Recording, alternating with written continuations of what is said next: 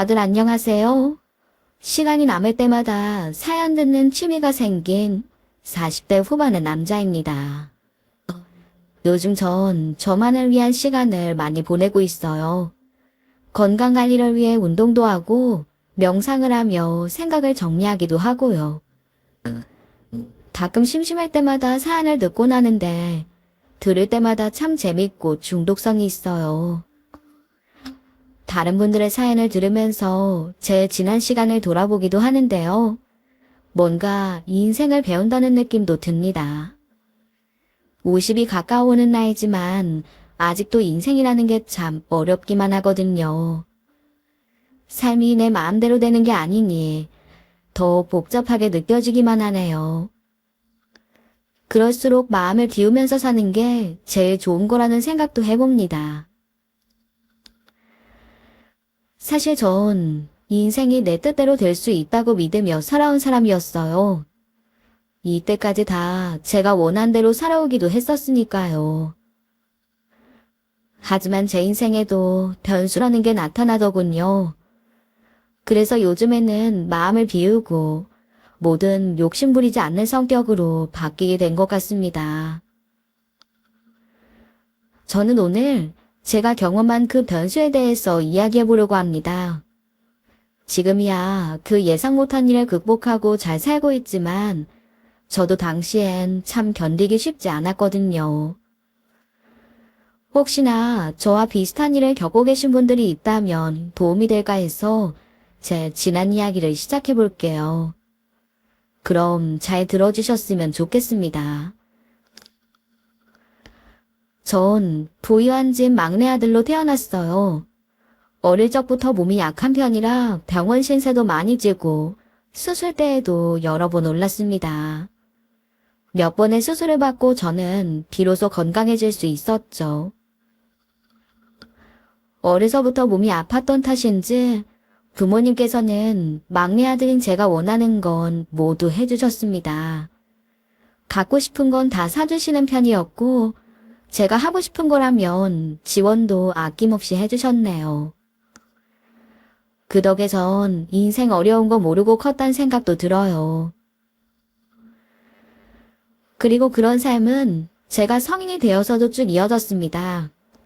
공부하는 것도 좋아했고 또 부모님께서도 팍팍 지원해 주신 덕분에 꿈꾸던 의사가 될 수 있었거든요. 어렸을 때 병원에서 긴 시간을 보내서 그런 건지 어렸을 때부터 의사가 되는 게 제 목표였어요. 그 목표를 이루기 위해 열심히 공부했고 또 의대에 진학해 의사가 될 수 있었습니다. 의사가 되니까 일 때문에 바쁘고 정신이 없더라고요. 그리고 주변에서 하도 손해보라는 이야기가 많아서 그걸 거절하느라 정신도 없고 애를 좀 먹었었죠.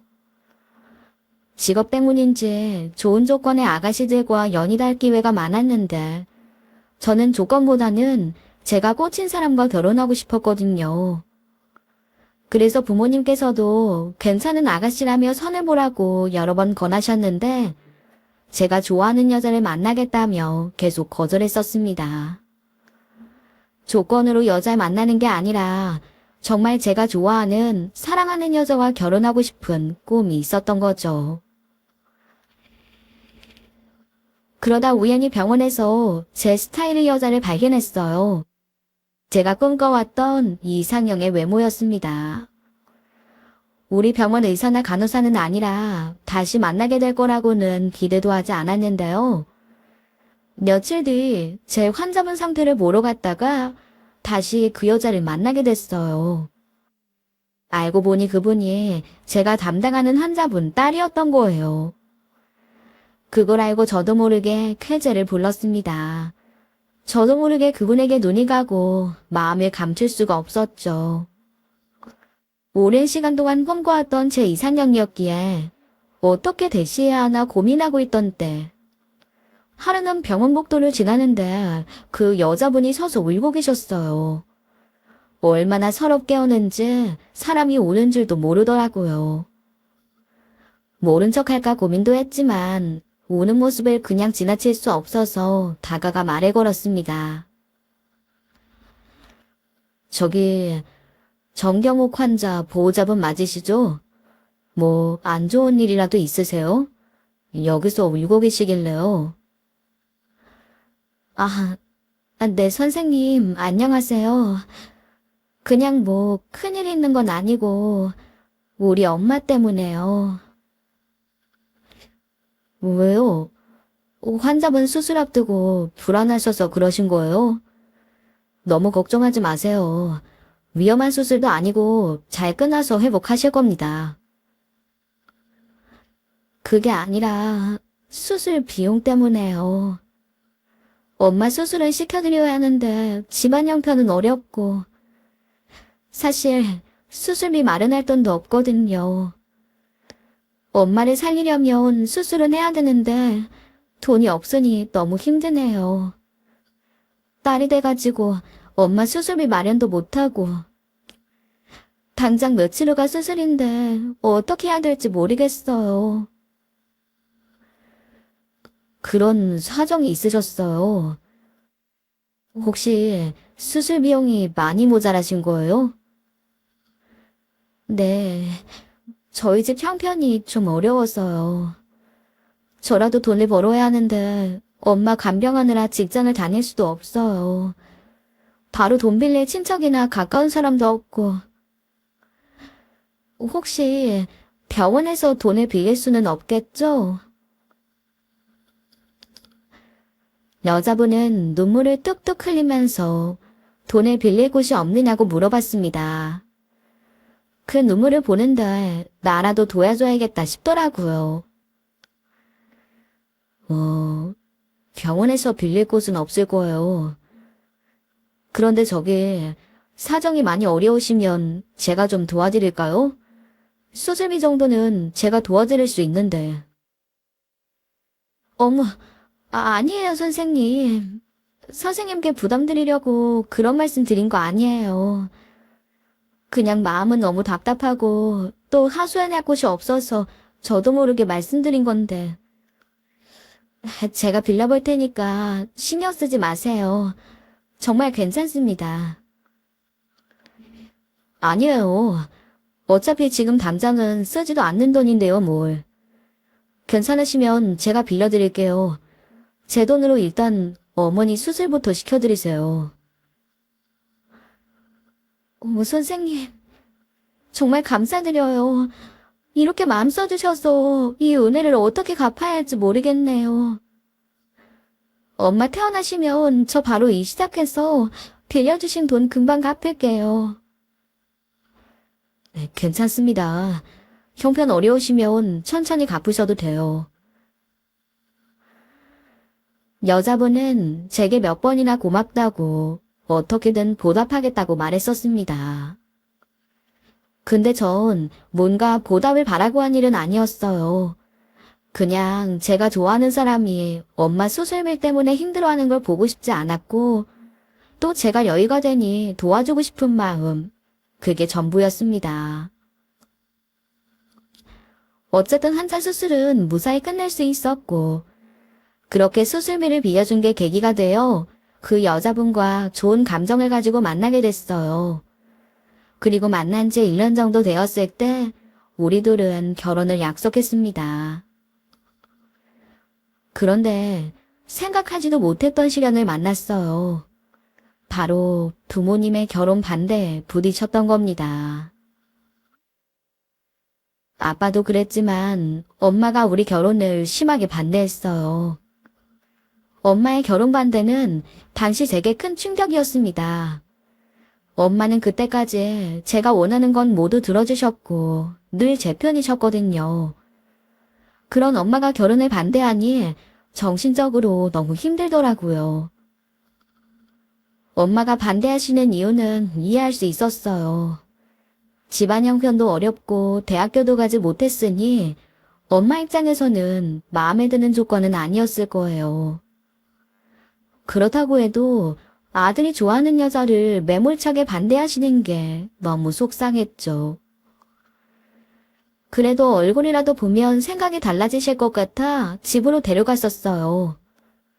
하지만 실제로 보고 나서 엄마의 반대는 더 거세졌습니다. 엄마는 안 되겠다 싶으셨는지 병원으로 저를 직접 찾아오셨어요. 엄마, 병원까지는 어쩐 일이세요? 뭐 저한테 하실 말씀 있으세요? 너, 내가 왜 왔는지 진짜 몰라? 아무래도 도저히 안 되겠어서 왔다. 내가 몇 날 며칠을 생각해봤는데 걔는 아니야. 걔랑 결혼하면 너 얼마나 고생하고 살지 뻔해.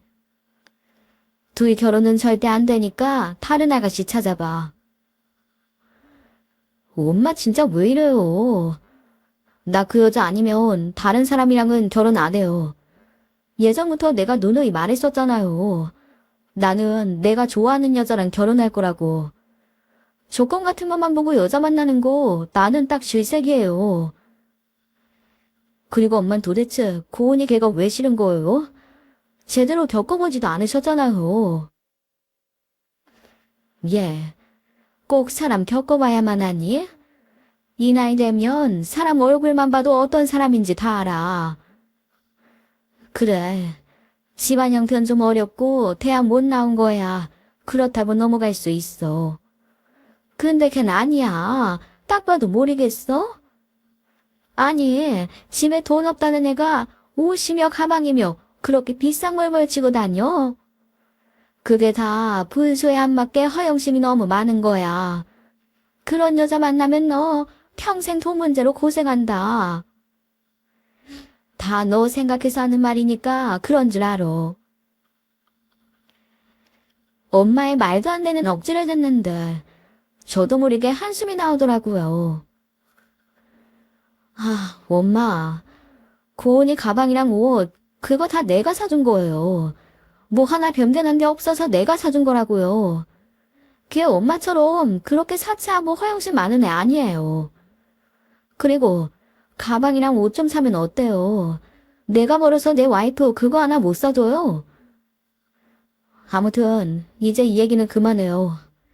어차피 똑같은 얘기만 반복할 거 머리 아프게 더 얘기해서 뭐해요. 그래도 해야지. 내 아들 인생이 걸린 문제인데. 나는 우리 아들 등골 뽑히는 꼴은 못 봐. 못 보셔도 어쩔 수 없어요. 저는 고은이랑 결혼할 거예요. 엄마가 반대하셔도 결혼할 테니까 그렇게 아세요. 제 말에 엄마는 절대 안 된다면서 펄쩍 뛰셨습니다. 하지만 그땐 엄마의 말에 전혀 귀에 들어오지 않았어요. 고은이의 진가를 몰라주는 엄마에게 섭섭할 뿐이었죠. 시간이 지날수록 집안의 반대는 더욱 심해졌고 그러면서 엄마와의 사이도 멀어지게 됐어요. 근데 그렇다고 제가 결혼하고 싶은 여자를 포기할 순 없었네요. 그래서 나중에는 단식 투쟁까지 했습니다. 결혼 때문에 단식한다는 게 참 무식한 방법이긴 한데 그땐 그것 말곤 방법이 없는 것처럼 느껴졌어요. 결국 제 단식 투쟁에 엄마가 두 손 두 발 다 드셨고 결혼에 꼴이 날 수 있었네요. 결혼을 했다고 해서 엄마의 마음이 금방 풀어지신 건 아니에요. 그러다 아내가 아기를 갖고 그 화가 조금씩 누그러지기 시작하셨죠. 아내가 아들 둘을 낳고 어머니는 아내를 우리 집안 사람으로 받아주셨습니다. 아이 낳느라 고생했다고 반대해서 미안하다고까지 하셨어요. 원래 우리 엄마가 한번 자기 사람이라고 생각하면 정말 잘해주는 스타일이시거든요. 드디어 엄마가 와이프를 인정해 주신 것 같아 기쁘고 행복했죠. 그러다 와이프 생일이라 가족들이 모여 다 같이 밥을 먹는데 엄마가 앞으로는 내가 며느리를 위해 큰 거 하나 해주겠다고 하시는 거예요. 생각지도 못한 말에 저는 아내나 깜짝 놀라서 물었어요. 엄마, 무슨 일 있어요? 왜 갑자기 그런 말을 하세요? 시어머니가 며느리한테 잘해주겠다는데 뭘 놀라고 그래?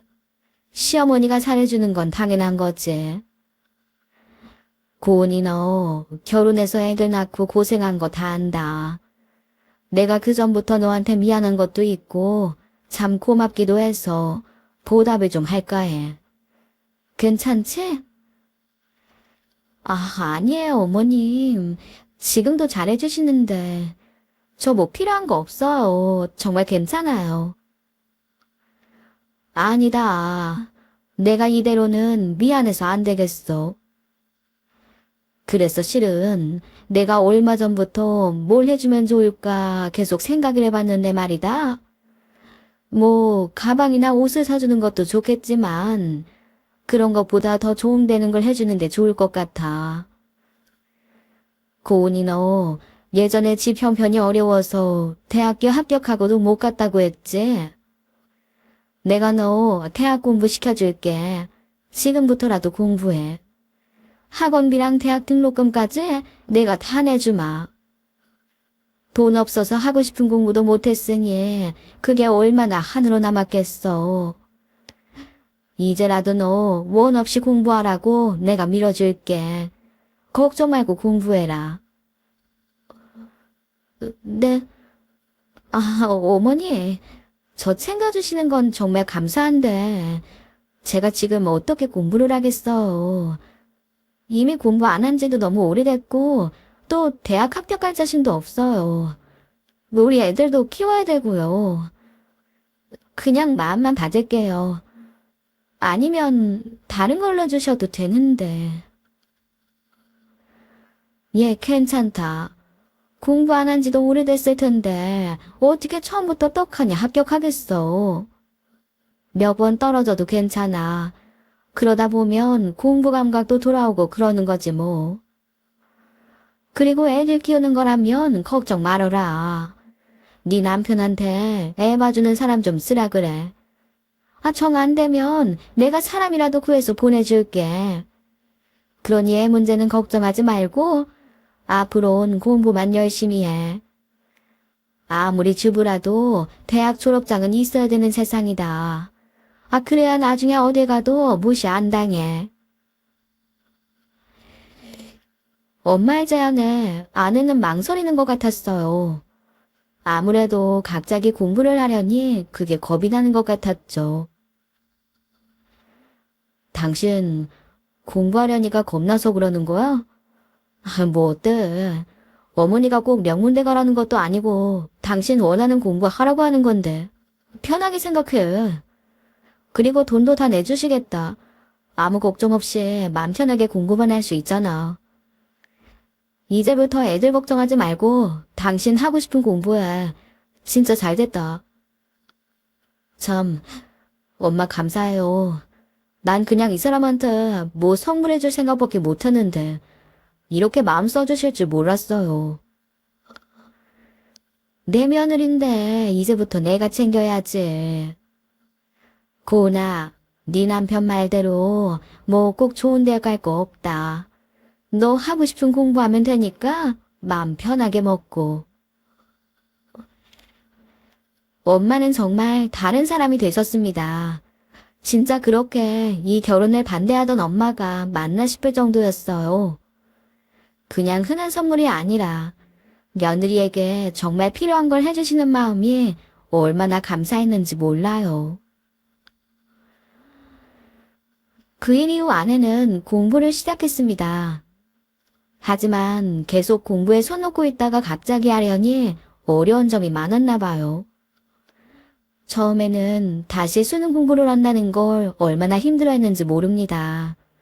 왜 이걸 하고 있어야 하는지도 모르겠다며 불평하곤 했었죠. 하지만 그래도 엄마의 지원을 받아 열심히 공부했고 3년 만에 원하는 대학에 합격할 수 있었네요. 힘들었을 텐데 열심히 공부에 합격한 아내가 참 자랑스러웠어요. 아내를 지원해주신 엄마한테도 고마웠고요. 그렇게 아내는 대학 생활을 시작했고 아이들도 잘 크고 양가 사이도 좋은 행복한 나날이 이어졌어요. 예전에는 고부 사이가 안 좋은 게 고민이었지만 엄마가 아내도 예쁘게 봐주시니 뭐 하나 걱정할 게 없었죠. 그렇지만 딱 한 가지 아쉬운 건 아내와 보내는 시간이 줄어들었다는 거였어요. 학교 생활을 하다 보니 수업 들으랴 과제하랴 바빠서 예전처럼 집에서 얼굴 보기가 힘들더라고요. 그래서 일을 조금이라도 빨리 마친 날이면 아내를 더 일찍 본다는 생각에 설레어 집으로 달려갔죠. 그런데 그렇게 일찍 집에 갈 때마다 이상한 점이 있었습니다. 제가 집에 일찍 들어간 날마다 늘 아내가 집에 있다는 거였어요. 일찍 퇴근한 날은 물론이고 일이 생겨 집에 들릴 때마다 항상 아내가 있더군요. 그 시간엔 강의를 듣고 있어야 할 아내가 집에 있다는 게 좀 이상하긴 했었죠. 그때마다 아내는 시험 기간이라거나 강의가 취소됐다는 이유로 댔었습니다. 저도 그때는 그런 줄로만 알고 있었고요. 그러다 하루는 아내와 오붓하게 데이트를 하고 싶더라고요. 집에서 얼굴 보는 거 말고 밖에서 근사하게 밥 먹고 싶은 날 있잖아요. 그래서 아내를 데리러 학교에 갔죠. 근데 아내는 전화도 안 받고 아무리 기다려도 나오지를 않는 겁니다. 혹시라도 무슨 일이 생긴 건 아닌지 걱정하고 있는데 아내와 같은 가동기들을 발견했어요. 얼른 달려가 아내는 어디 갔냐고 물었니 동기들 모두 황당한 표정으로 저를 보더군요. 그리고는 저에게 몇 개월 전에 제 아내 자퇴한 거 몰랐냐고 오히려 되묻더라고요. 그 말에 어안이 다 벙벙했습니다. 자퇴 얘기는 꺼낸 적도 없는 사람인데 이게 무슨 말도 안 되는 소린가 싶었죠. 그 길로 바로 집으로 갔더니 아내가 있었어요. 대체 왜 자퇴를 했는지, 그리고 저나 어머니한테는 왜 말 한마디 없었는지 그 이유가 너무 궁금했네요. 당신 지금 시간 괜찮지? 나랑 얘기 좀 하자. 무슨 일인데 그래? 나 좀 이따가 나가봐야 하는데. 할 말 있으면 얼른 해. 내가 오늘 당신 데리러 학교에 갔었다가 당신과 동기들한테 이상한 말을 들었어. 그 동기들이 당신 몇 개월 전에 학교 그만뒀다고 하던데 그게 사실이야? 누가 그래? 애들이 그래. 애들은 뭘 그런 걸 떠벌리고 그래. 어린애들이라 생각이 없나? 지금 그게 중요해. 학교 그만둔 게 맞냐고 묻잖아. 그것부터 대답해. 아, 깜짝이야. 당신 왜 화를 내? 그래, 나 학교 그만둔 거 맞아. 나도 당신한테 얼마나 말하고 싶었는 줄 알아. 근데 이럴까봐 말 못한 거야. 나 학교 그만둔 거 알면 이렇게 화낼까봐. 나도 그동안 말도 못하고 답답해 죽는 줄 알았다고. 그럼 그냥 말을 했어야지. 아니, 그만두기 전에 나랑 우리 엄마한테 상의하고 결정했어야 되는 거 아니야? 그렇게 어렵게 들어가 놓고 이게 뭐야? 거기다 엄마가 당신 공부하라고 등록금까지 다 대주셨는데 이렇게 진근히 그만두면 어떡해? 그래서 말 못했다니까. 당신이랑 어머니한테 학교 그만두고 싶다고 어떻게 말해? 말했으면 내 속도 모르고 학교 더 다니라고 했을 텐데. 나 진짜 힘들었어. 나보다 몇 살이나 어린애들이랑 같이 공부하는 것도 힘들고 적성에도 안 맞는 대학 다니는 것도 힘들었다고. 솔직히 내가 대학 공부 시켜달라고 한 거 아니잖아. 난 그냥 집에서 애들이나 보고 예전처럼 당신이 벌어다주는 돈이나 쓰면서 그렇게 살고 싶었어. 근데 어머님이랑 당신이 공부하라고 그렇게 등 떠미는데 내가 어떻게 하네. 나도 내 나름대로 힘들었단 말이야. 아내는 말을 막 쏟아내는데 금방이라도 울 것 같았어요. 알겠어. 알겠으니까 좀 진정해. 그럼 이번에 엄마한테 받은 등록금은 어떻게 했어? 당신 이번 학기 등록금도 받았잖아. 그 돈은 어딨어? 제 질문에 아내는 쉽게 대답하지 못했어요. 그러더니 한참 후에야 돈의 출처를 밝혔습니다. 나 그 돈 받은 걸로 가방 샀어. 어머니 속이고 그래서는 안 되는 거 아는데 학교 때문에 스트레스가 너무 심해서 어쩔 수 없었어. 돈 가지고 미리 말 못한 거 진짜 미안한데 이번 한 번만 넘어가주면 안 돼? 내가 얼마나 힘들었으면 말도 못하고 그 화를 쇼킹으로 풀었겠어. 이제는 다시 안 그럴 테니까 한 번만 용서해줘. 그리고 당신이 어머니한테도 잘 말씀드려주면 안 될까? 이 사실 알면 어머님이 분명 화내실 텐데 나 무섭단 말이야. 어?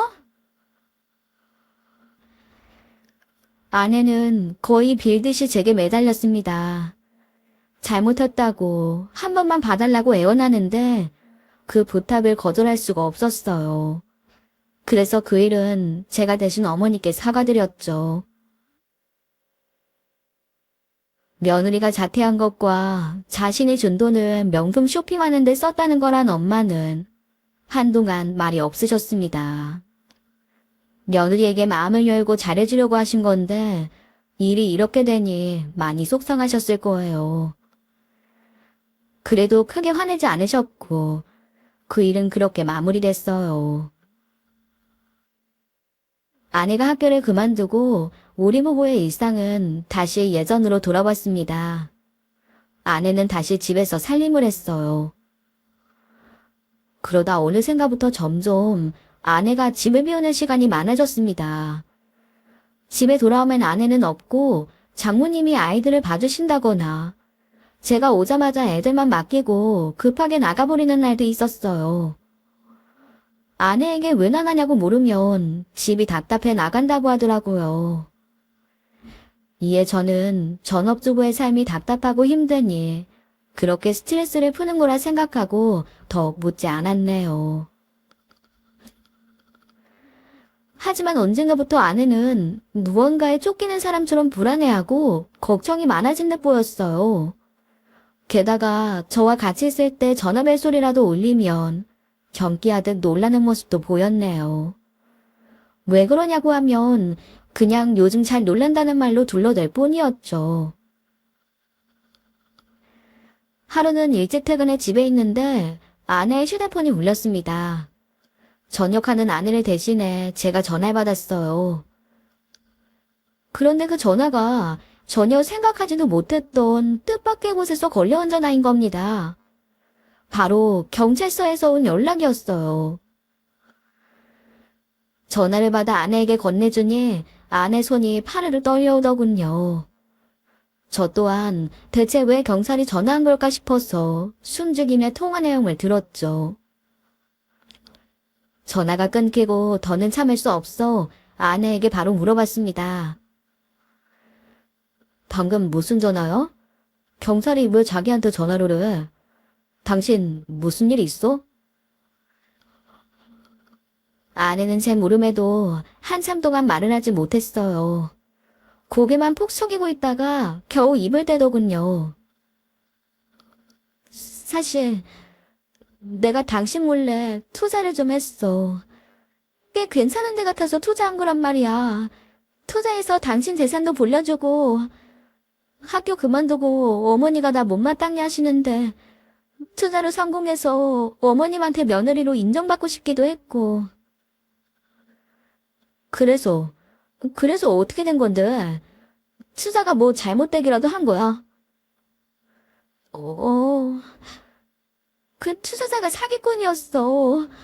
원금이라도 건지려고 돌아다녀 봤는데 아주 돈 다 들고 날랐더라고.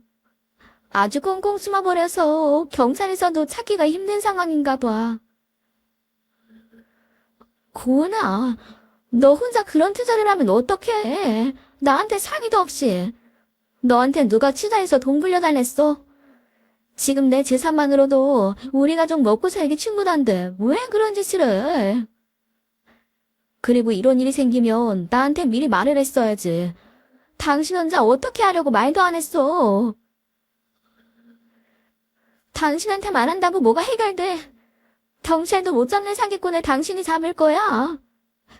그리고 나라고 일이 이렇게 될 줄 알았냐고. 내가 당신한테 미안하고 어머니한테도 면목이 없어서 뭐라도 해보려고 그런 거라니까. 특히 어머니는 학교 자퇴한 거 아신 이후로 나한테 눈대조차 안 주셔. 냉정하게 대하실 때마다 얼마나 상처인 줄 알아. 그래서 인정받고 싶어서 그랬어. 투자라도 잘해서 어머님한테 잘 보이려고. 근데 일이 이렇게 꼬인 거란 말이야. 아내는 주저앉아 엉엉 울었습니다. 사기를 당했다니 화는 나는데 그게 또 우리 엄마에게 인정받기 위해서였다고 하니 마음이 참 아프더라고요. 자기 실수라면서 펑펑 우는데 그 앞에서 뭐라고 따질 수가 없었습니다. 미안하다며 우는 아내를 안아줄 수밖에 없었죠. 저야 아내 일을 덮고 넘어가기로 했지만 집안 어른들은 그러지 못하셨어요. 애들 엄마가 사기당한 게 알려지고 집안이 발칵 뒤집어졌네요. 특히 엄마가 화가 단단히 나셨죠. 아내에게도 화를 내시고 분이 풀리지 않으셨는지 집으로 절 부르셨어요. 여문이 너 앉아봐라. 내가 진짜 요즘 사는 게 아니다.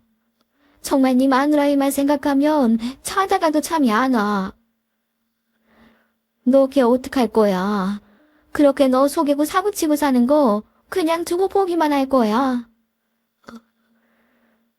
엄마는 또 뭘 그래요? 고은이가 언제 날 속이고 사고치고 그랬어요. 이번 일이야 좀 그렇지만 사실 작정하고 사기치는 놈들을 어떻게 당해요. 고은이는 그냥 거기 넘어간 거지. 그리고 엄마한테 인정받고 싶어서 투자하다가 그렇게 된 거 아시잖아요. 어디 그것뿐이야? 걔 예전에 우리 감쪽같이 속이고 학교 그만둔 건 왜 빼먹어? 등록금까지 받아 챙겨서 지 명품 사는 데 쓰고. 그리고 이번 사기 타는 것만 해도 그래. 누가 걔 보고 그런 걸 안 했어. 아니, 나한테 인정받고 싶으면 뭐 제대로 된 일을 해야지. 다니라고 한 학교도 그만두고 이젠 남편 재산까지 날려. 저도 고은이가 잘못한 일인 거 알아요.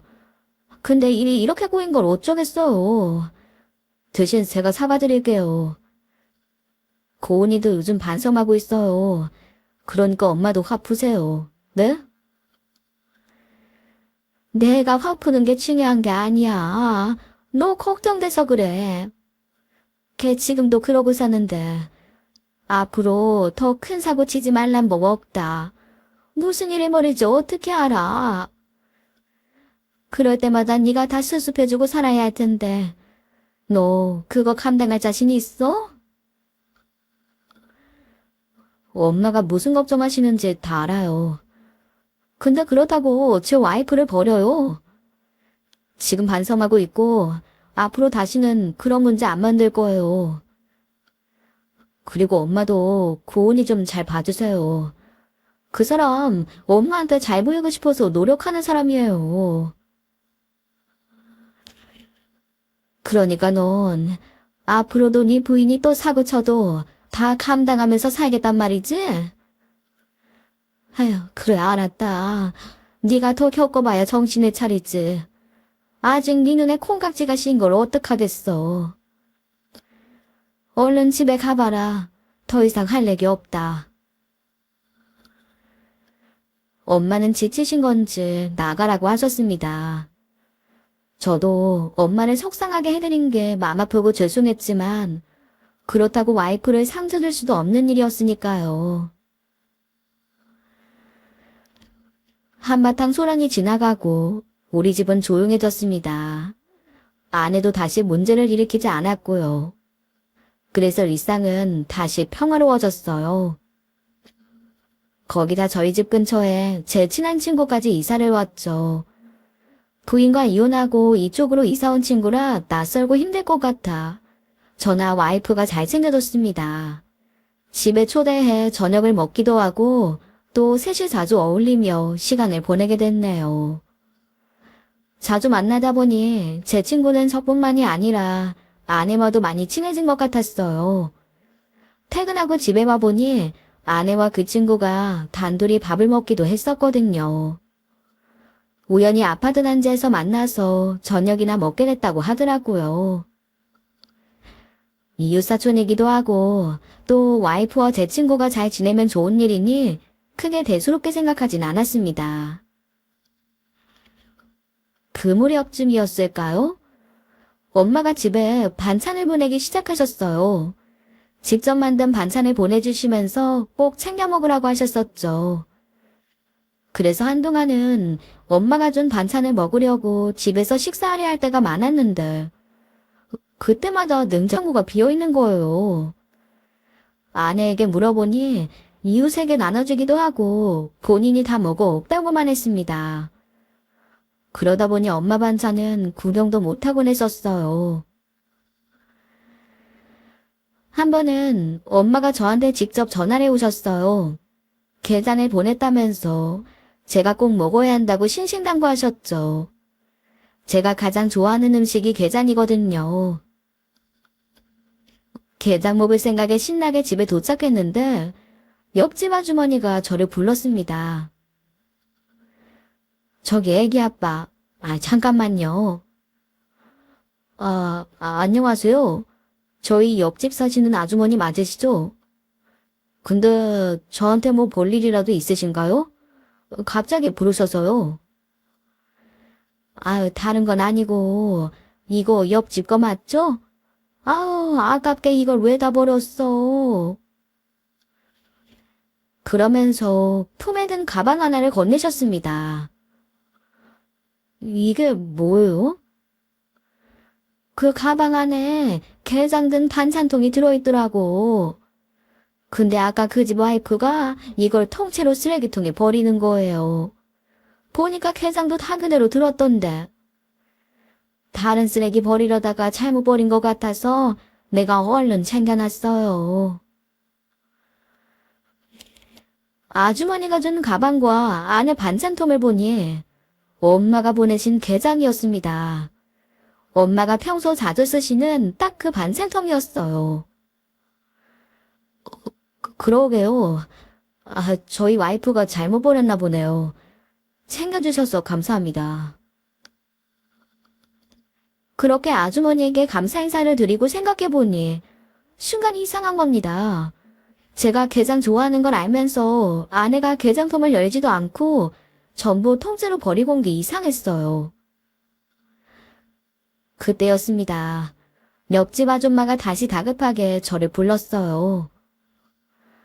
애기 아빠, 잠깐만요. 내가 이걸 깜빡했네.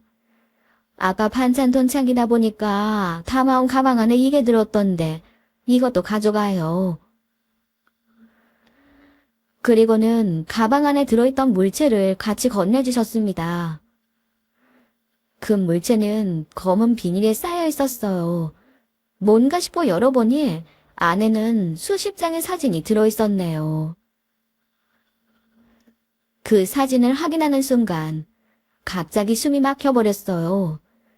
그 사진 안에는 아내와 제 친구가 서로 껴안으며 애정행각을 벌이고 있는 모습이 담겨 있었던 겁니다. 수십 장의 사진을 확인하면서 제 이성이 딱 끊기고야 말았습니다. 그래서 곧장 엄마에게 달려갔어요. 왜 엄마가 보낸 게장에 이 사진이 같이 들어있는지 그 이유를 알아야 했네요. 제가 집에 도착하자 엄마는 올 걸 미리 알고 있었다는 듯 저를 바라보셨습니다. 엄마, 이 사진 이게 다 뭐예요? 게장이랑 같이 준 이 사진 다 뭐냐고요? 왔니? 진정하고 여기 앉아. 엄마가 너한테 해줄 얘기가 있다. 엄마의 입에서 나온 이야기는 너무나도 충격적이었습니다. 엄마는 몇 달 전부터 제 와이프와 제 친구가 불륜관계였다는 걸 알고 계셨던 겁니다. 저희 집에 오셨다가 그 광경을 목격하셨고 혹시나 막내 아들이 상처받을까봐 저한테는 말도 꺼내지 못하셨대요. 그리고 몇 번이나 아내에게 헤어지라고 했지만 말을 듣지 않았고 저에게 알리기 위해 반찬통에 둘의 사진을 넣어서 보내오신 거였죠. 그동안은 아내가 그걸 알아채고 먼저 버렸는데 오늘은 가방 통째로 버리는 바람에 게장과 함께 들어있던 그 물체를 발견하지 못했던 거예요. 그리고 그 덕에 제가 그 사진을 받아볼 수 있었던 겁니다. 엄마, 왜 이걸 이제 말해요? 난 그것도 모르고. 내가 이 사진 발견 못했으면 어쩔 뻔했어요. 와이프랑 내 친구랑 잘 지낸다고 좋아하고만 있었잖아요. 나라고 너한테 말 못하는 게 좋았겠어? 네가 그렇게 좋아하는 부인이 너 두고 바람까지 피우고 다니는데 그걸 내 입으로 어떻게 말해? 내 아들 가슴 찢어질 것 뻔한데. 그리고 네가 내가 말하면 듣기나 해? 너 무슨 일만 터지면 네 부인 감싸주기 바빴잖아. 며느리 불륜 사실을 나라고 그렇게 알리고 싶었겠니? 엄마도 어쩔 수 없었어. 엄마, 나 지금 머리가 너무 복잡해요. 어떻게 집사람이, 다른 사람도 아니고 집사람이 내 친구랑 이럴 수가 있어요? 내가 어떻게 해줬는데, 지금까지 내가 그 사람한테 얼마나 최선을 다했는데. 그러니까 내가 그때 그렇게 말렸잖아. 너 걔랑 결혼하지 말라고. 걔 분명 네 등골 빼먹고 가슴 아프게 할 거라고 했어, 안 했어? 아니다. 이제와 지난 얘기에서 뭐해. 이제라도 정신 차려. 너 걔랑 살면 앞으로도 이런 일 수도 없이 겪을 거야. 딴 것도 아니고 너 두고 다른 남자랑 바람난 애다. 너 그런 마누라는 살 수 있어? 너 이것도 참고 산다고 하면 정말 속 없는 놈 되는 거야. 알아? 알아요. 걱정 마세요, 엄마. 나도 이번에는 그냥 못 넘어가요. 엄마 아들 그렇게 멍청이 아니니까 너무 신경 쓰지 마세요. 그리고 죄송해요.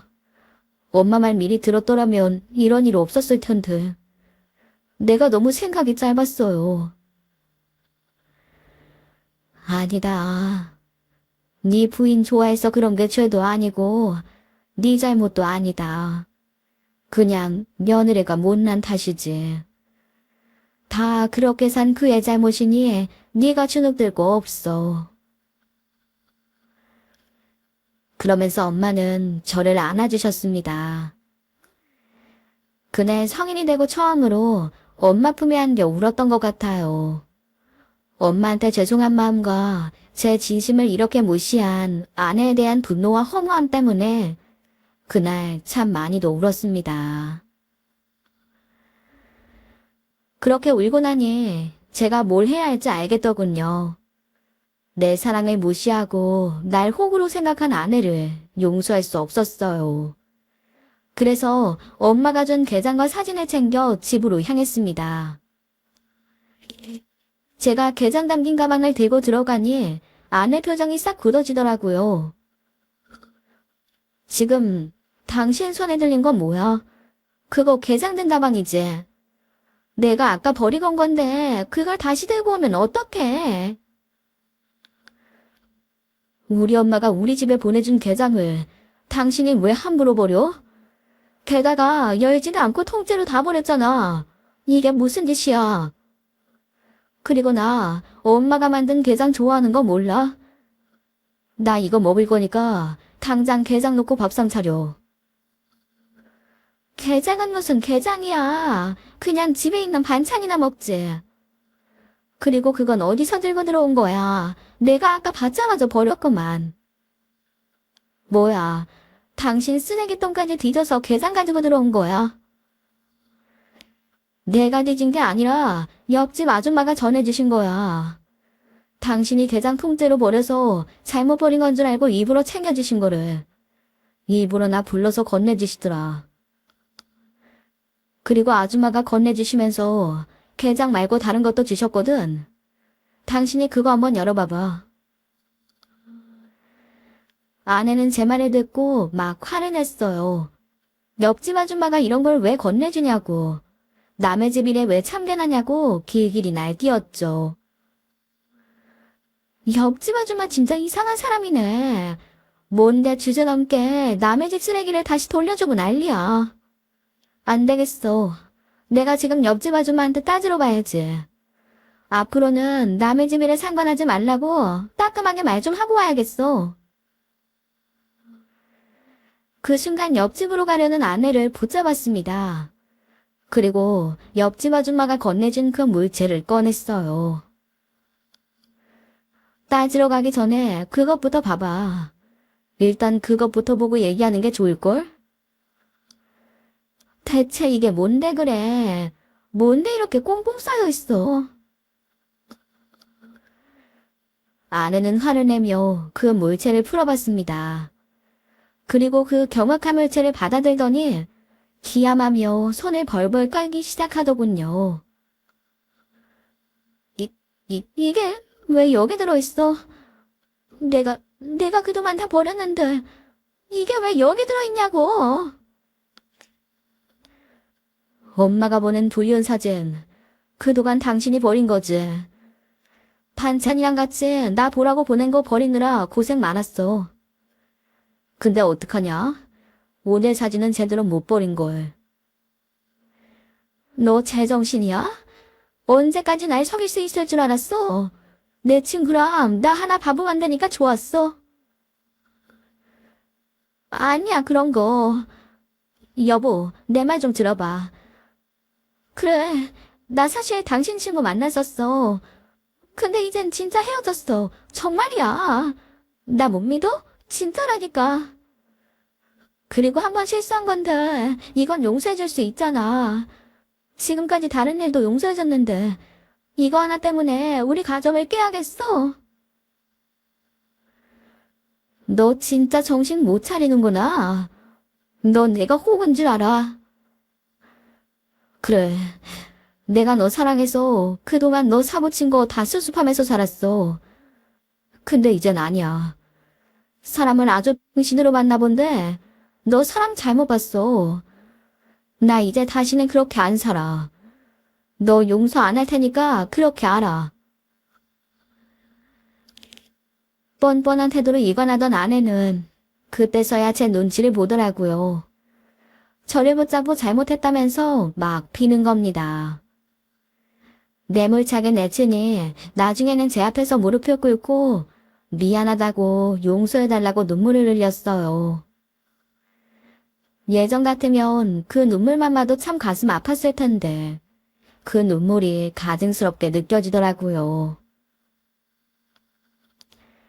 모이면 내가 또 봐줄 줄 아나 본데 이젠 그런 거 없어. 너랑 나랑은 끝이야. 너 내 집에서 나가. 참, 내가 줬던 카드랑 차키 다 돌려주고 나가. 그리고 장모님 집, 니네 집에 보내는 새말비도 이제 끝이야. 알겠어? 당신 진짜 너무한다. 그래도 어떻게 돈줄을 다 끊어. 나 우리 애들 엄마야. 그러지 말고 다시 생각해봐. 내가 잘못했다잖아. 이렇게 빌게. 제발 마음 좀 돌려. 본인 돈줄 끊어질까봐 전전긍긍하는 아내 모습을 보니 그나마 있던 정까지도 다 떨어지더라고요. 울며불며 비는데 그 꼴 보기 싫어 곧장 제 집에서 내쫓았습니다. 그랬더니 다음날은 장모님까지 앞세워 겸원으로 찾아왔어요. 장모님께서는 한 번 실수인답을 못 봐주냐고. 그럼 우린 이제 어떻게 사냐고 하는데. 솔직히 그 말 듣고 더 실망했죠. 장모님도 절 돈줄로 보고 계셨더라고요. 사람들 앞에서도 얼마나 망신스러운지 경찰 불러 겨우 끌어냈습니다. 근데 알고 보니 아내는 불륜만 저지른 게 아니었어요. 제 친구와 짜고 제 재산에도 손을 댄 걸 확인했습니다. 아내는 물론이고 친했던 친구놈까지 저를 배신했던 사실에 크게 충격을 받았었죠.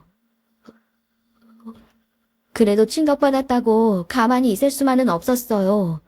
나를 속인 사람들한테 합당한 벌을 내려야 했으니까요. 이혼 소송은 물론이고 상간남 소송 그리고 제 재산을 몰래 빼돌리려는 것까지 합쳐서 경찰에도 신고했습니다. 그 두 사람한테 할 수 있는 건 다 했어요. 그렇게 아내와 친구를 알거지 만들고 제대로 복수해줬습니다. 현재는 양육권까지 제가 가져와 아이들도 직접 키우고 있어요. 두 아들들은 저를 다 이해해줬고 지금은 아들이자 제 든든한 친구가 됐죠. 그 여자와 이혼하고 나서 깨달은 게 참 많은데요.